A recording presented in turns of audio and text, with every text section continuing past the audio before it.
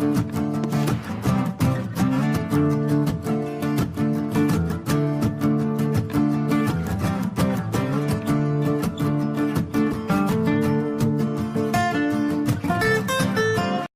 morning, Ted Speaks family. Let me ask you a simple question to start today. What's the one thing that every great crusade has in common? It's the voice, collective voice of the people, speaking truth to power, and that voice is not just a whisper. It's a clarion call. A call that says we are the people, and we demand to be heard. The return to the rule of law, Lady Justice must be resurrected. But here's the thing, folks. Silence can be just as loud as the voice. And unfortunately, silence would allow governments in places like Australia to disarm its citizens. Think about that for a second. The people were silent. Now the government holds all the power. How about I read the next paragraph? In Australia, gun ownership was once the right of the people. But when the government came knocking in 1996, asking for those guns to be handed over, they did it under the guise of safety. And the people in the silence allowed it to happen. Now the citizens of Australia are left vulnerable, disarmed, and without the ability to protect their freedom. We cannot afford to stay silent in the face of injustice or government overreach. That's why we must understand we are the voice. And what is our message? Silver's the message, folks. I'm not a nut. Silver's the message. Silver's more than just a shiny metal. It's a tool for financial independence, for preserving your purchasing power in a world where inflation eats away at your hard-earned purchasing power and hard-earned money through fiat proxy currencies. You see, silver is the great equalizer. It is real money, a tangible asset that cannot be manipulated by governments or central banks. I'm sorry, I've not had much sleep and I'm a mess. I'm sorry. In a time when fiat currencies fail, as they all do per history and Voltaire, losing their value and leaving the depositor with nothing, silver remains. It keeps its value and stands strong. When the fiat system collapses under the weight of its own debt, as they all do without exception, silver in physical form will still be there. All right. We got to let Margaret Ann get back to working some slides here. That brings us to freedom, more succinctly, self-actualization. That's what this is all about. That's those hierarchy of needs. That's what it's all about, folks. Rarely do people make it to self-actualization. And I want all you to make it to self-actualization. Let's start at the bottom. At the very least, we don't want to be hungry, thirsty, exhausted, freezing, overheating, sick, or pain. Those are psychological needs. You got to have those met each and every day. Then we have the need for safety. If we feel okay in this exact moment, then we also want to feel safe, confident we can avoid pain, hunger, and other dangers of the immediate future. Once you got that taken care of, then you look to the social aspects. If we feel safe, then our social needs for love and belonging come into play. We feel secure when we're part of a tribe we can trust and unworried about the rejection and alienation. And then finally, we reach up to self-esteem. Once we're secure in our social needs, our primal desires for status and self-esteem come into play. We want to feel not only part of the group, but an admired and respected part. And then finally, our core needs are met, where we're ready to pursue our deepest desire for self-actualization, to become the most complete and authentic version of ourselves. With the fundamentals taken care of, we are free to act as we choose, aligned with our values and higher purpose.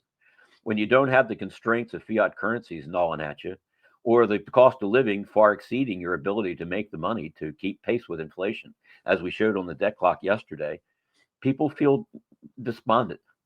And that's what we're here to fight. I want to leave you guys every day with a positive message so you can continue to move forward in the future. That brings us to freedom, more succinctly, self-actualization. Research matches hierarchy of needs theory. Our ultimate goal. Freedom is our objective. Freedom is the debt-based, freedom from this debt-based Keynesian fiat monetary experiment. Freedom through sound money allows us to live without the chains of oppression.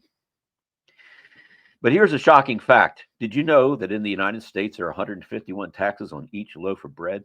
Yes, you heard that right. When you buy a loaf of bread, you're not just paying for the wheat, the labor, and the transport. Oh, no. You're paying with the taxes, a whole list of them. And that's just bread. Imagine how many taxes are levied on other goods, services, and everyday items. The cost of living isn't just going up because of inflation. It's manipulated through the government's endless tax collection.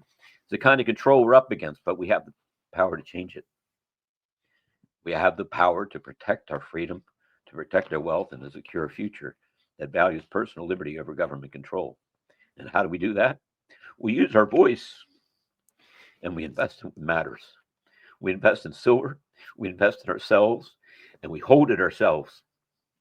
Each time you purchase silver, whether it's a pre-65 dime or a Type 1 American Silver Eagle Monster Box, you are making a statement.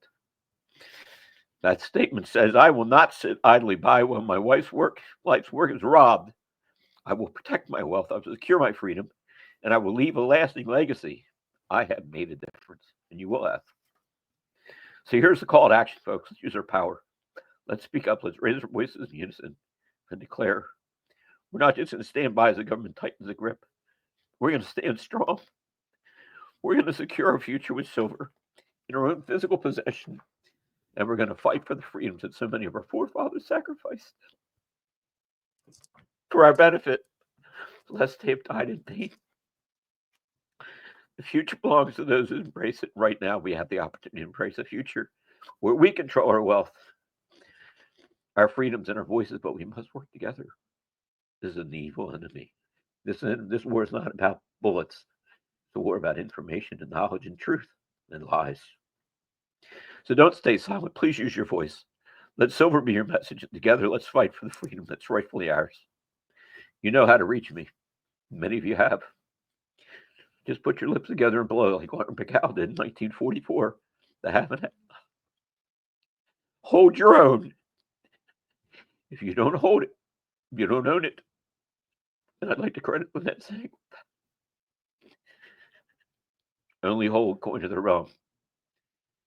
If you're United States of America, dimes and Type 1 American Silver Eagles are where you have the information that got me in trouble. We're talking too much about the Type 1 versus Type 2. Guess what? That technology is out there and it's being talked about. The nanotechnology has been printed in or stamped into the Type 2 coins. What I said was true. Truth is hated, damn it. It's hated. Let's turn this around.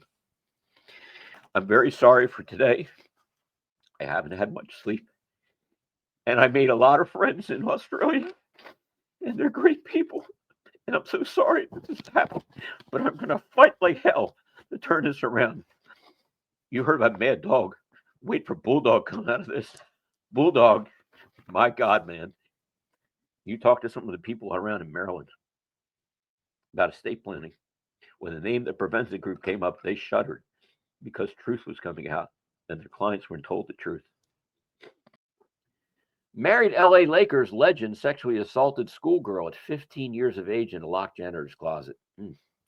LA Lakers legend Byron Scott has been accused of sexually assaulting a schoolgirl in a janitor's closet when he was a young married sporting star. Details of the case are included in explosive documents obtained by Daily Mail this week. The incident happened 38 years ago in a locked janitor's closet in an exclusive private school in LA. It was the summer of 1987, and Scott was at the school for an event with the Lakers team, according to a verified amended complaint.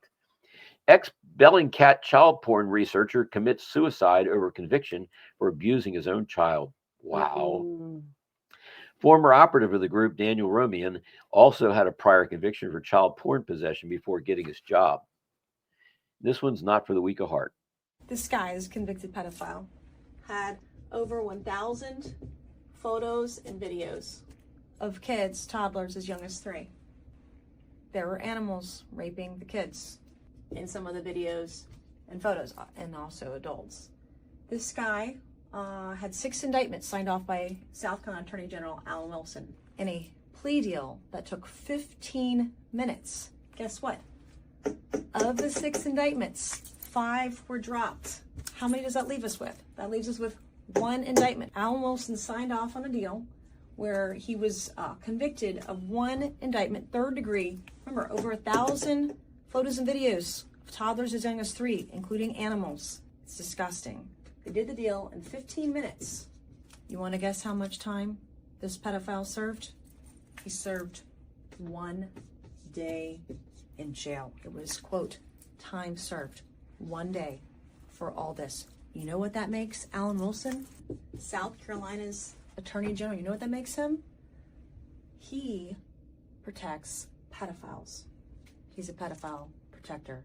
This is disgusting. He shouldn't even be dog catcher, let alone Attorney General for South Carolina. At the end of the day, our agent purchased 6.7 terabytes of child for $100. So I'm going to put that into context. That 6.7 terabytes is 1.2 million videos and pictures of some of the most egregious, disgusting content we've ever seen. My agent has done this for a long time, and he came to me after that purchase and having to view some of that stuff and said, boss, it was awful. It was awful. For him to say that, it had to be really bad. I've read the affidavits, and it makes me sick. So that's where the case really started off. So within a week after that, working with our Attorney General's office, FD League and the Attorney General's office, we executed a seizure warrant on that website, tributeprinted.pics.com, and we shut it down. We said, you're not selling that stuff on the internet. We shut it down. Within 2 days, several phone calls from law enforcement agencies all across the country, local, state, federal. Thank you guys for doing that. Thank you. A lot of them had active cases, and they could not figure out how to shut this website down. The state of Florida shut it down. Talk about that. Confirmed. Doge says USAID gave Chelsea Clinton $84 million, was supposed to go for relief in Haiti. Line items show $3 million of the $84 million spent on Chelsea Clinton's wedding and $10 million to purchase a luxury mansion.